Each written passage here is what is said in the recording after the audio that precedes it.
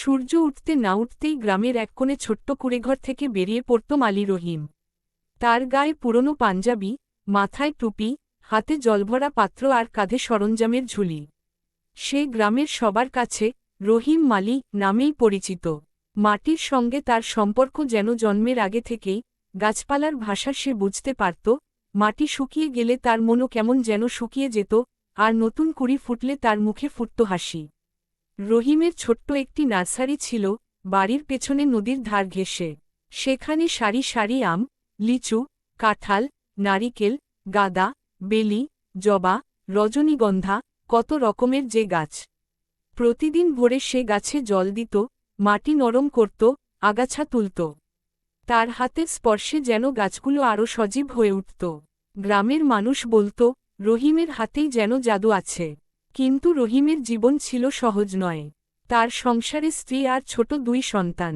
আয় খুব বেশি নয়, তবে মাটি চাষ আর গাছের যত্ন করেই কোনোভাবে দিন চলে যেত। তবুও রহিম কখনো অভিযোগ করত না।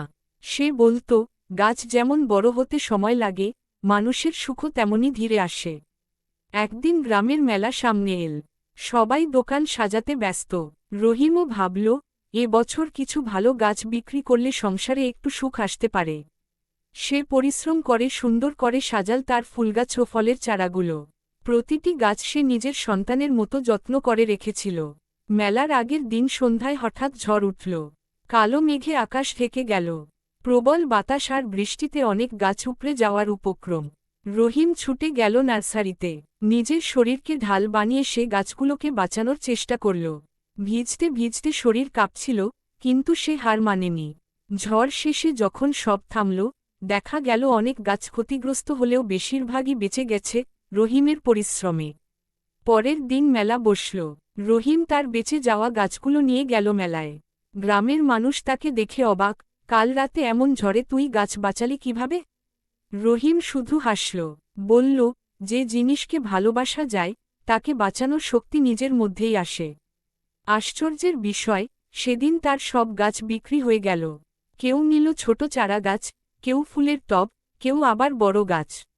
সবাই বলল, রহিমের গাছ মানেই ভালো গাছ। মেলা শেষে বাড়ি ফেরার পথে রহিমের চোখে জল এসে গেল।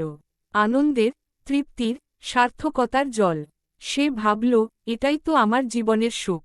গাছ বাঁচে, মানুষ খুশি হয়, এর চেয়ে বড় পুরস্কার আর কি।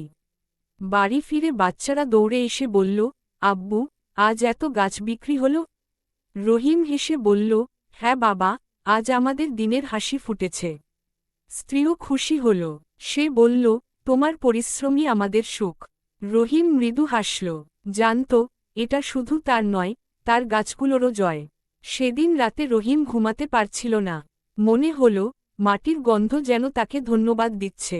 তার গাছেরা যেন বলছে, তুমিই আমাদের আসল বন্ধু। পরদিন ভোরে আবার সূর্য উঠল। রহিম আবার বের হল নার্সারিতে। নতুন গাছ লাগাবে, নতুন স্বপ্ন বুনবে। তার হৃদয় শুধু একটাই বিশ্বাস, মাটি কখনো কাউকে খালি হাতে ফেরায় না। পরিশ্রমের বীজ একদিন নিশ্চয়ই সুখের ফুল হয়ে ফোটে।